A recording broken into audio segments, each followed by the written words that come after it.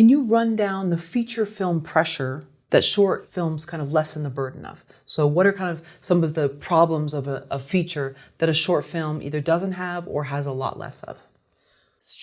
Feature films are a big deal, right? You're usually going to shoot at bare minimum like 12 days, 18 days, 24 days.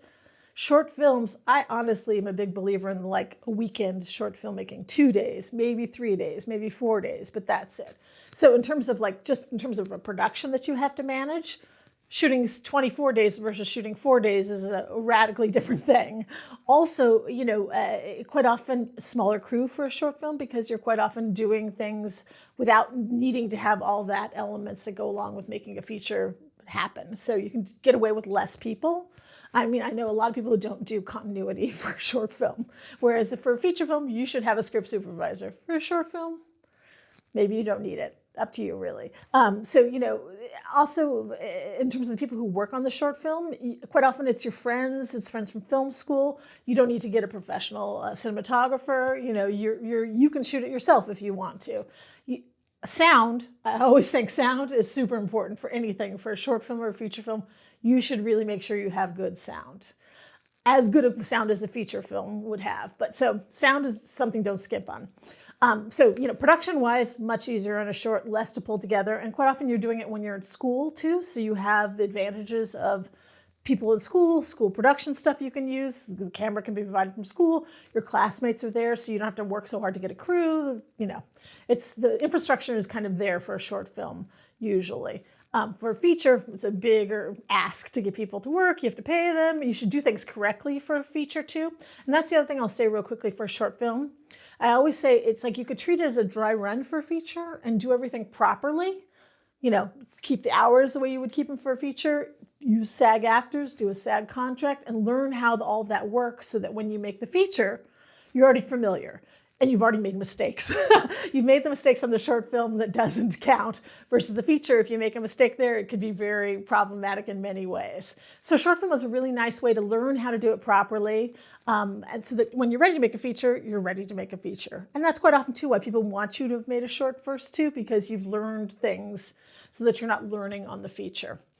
You've already, you now are a filmmaker after having made that short film, and you've, you know, shorts are a learning experience for everybody, I always say. So a lot of things will go wrong in your short, but you can salvage it with a short film. With a feature, it could be a lot more problematic. Storytelling, though, too, is a big deal. There's a different kind of storytelling for a feature film than a short film. So for a short film, quite often people will put in so many characters and so many storylines. It's like, no, simplify, simplify. For the short film, you don't need to do all of that. For a feature, you know, it's very hard to do a feature, although there have been some great ones made with like one person, one actor, lead actor of some sort, or one setting.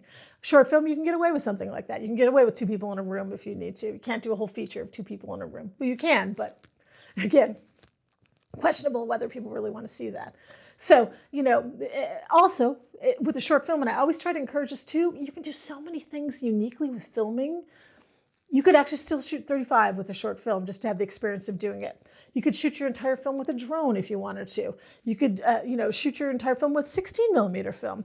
There's so many different ways that you could do it technically that you couldn't necessarily do with the feature. So why not experiment with a short film and try different aspects of things? Storytelling too. You don't necessarily have to do act 1, act 2, act 3, you know. Again, many features have done act 3 first, but with a short, you can totally do act 3 first and, you know, skip 2 and just go back to act 1 at the end. There's also, for shorts, we like a lot of twists and turns and surprises. And with a feature, you know, you can do that, but it's got a lot of story that has to tell. So you can't do as many crazy things as you can do with storytelling as you can with a short. How should a filmmaker plan out a shooting day? When you should shoot your short film is when you're available, the people who are going to help you are available, and the location is available.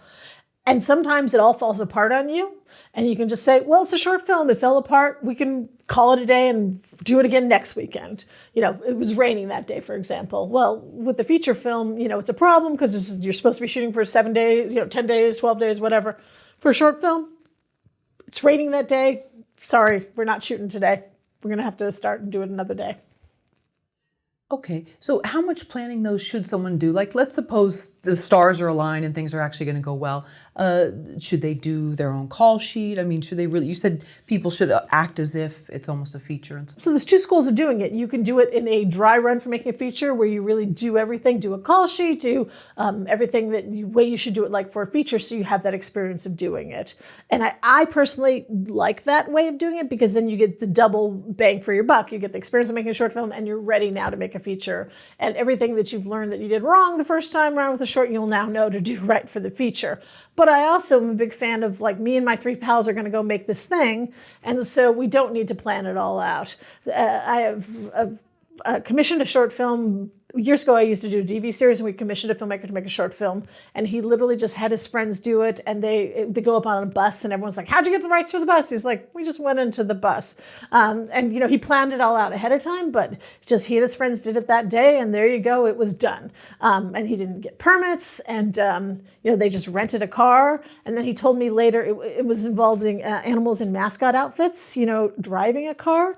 And he was like, later, I found out they had, like, no vision in those mascot helmets, and they were driving this car, and it was like, yeah, this sounds terrible. This sounds like a lawsuit waiting to happen. But it wasn't. It all worked out fine. So, short filmmakers are dumb and we're willing to try anything, and they don't really worry about, it's like, let's just go on the bus. Let's just drive the thing he can't see, but we're only going half a block. Hopefully it'll be fine. And that's why people always get hurt on a short film or something gets broken. You should always prepare for loss and damage on a short film as well. It's a learning experience for all of us. In a similar way, if you're going to do another film with somebody in a mascot suit, now you realize the car needs to be up on a trailer and be professionally trailed, and then they can be driving in because they're not really driving. Yeah, no, it's interesting where you can kind of get away from it. And we're not advocating, being in major public spots and obstructing sort of the flow of people, but I know one place that there was like a mailbox on this one dirt road, and I would pass it on my way to work. I was like, I really need this shot.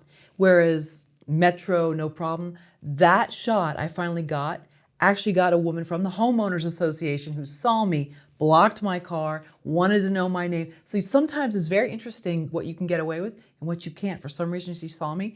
And then on my way to work, after that, the next few days, there were new signs up. No filming. Whoa. Well, I don't know what prompted it, but you never know what's going to actually tip the scales a little bit. So. Well, that's the disadvantage of shooting in Los Angeles because we have so many productions and people are so used to it that, it's not like you're shooting in your hometown. And I always advocate shoot in your own hometown because people want to help you there, and there's not that same issue as if you're shooting in Los Angeles. We shot a short film in a mini mall, and it was the perfect location. And we paid everybody. It had a laundromat and a restaurant, and we totally redecorated the restaurant. They had to shut down for the day, and we paid for all of that. These were well-produced, well-funded short films. But anyway, then the owner of the mini mall showed up, and he's like, you have to pay me. It's not the renters of the mini mall, it's the owner. I was like, ooh, okay, lesson learned. Like, shorts are a learning experience for everyone. Right. I didn't realize it was the actual owner. So when I say to you, like, you can shoot in your apartment, in reality, you should have the landlord's permission to shoot in the apartment. But you should be shooting in your apartment, whatever. But lesson learned is the owners that have to officially give you permission to and sign the release for the location permit.